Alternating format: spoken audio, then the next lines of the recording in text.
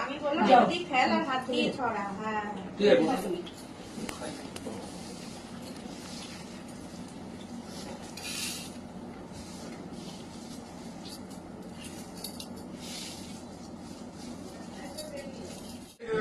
হ্যাঁ ফেলে দে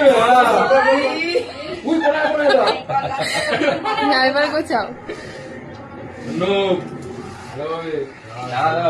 সামনে বসে গুনে গুনে একদম করবি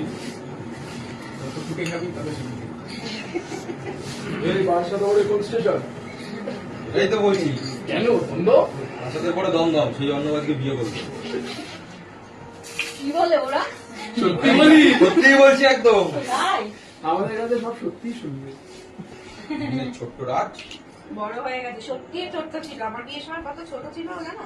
আজকে বিয়ে হবে আজকে তুমি তার বিয়ে দেখছো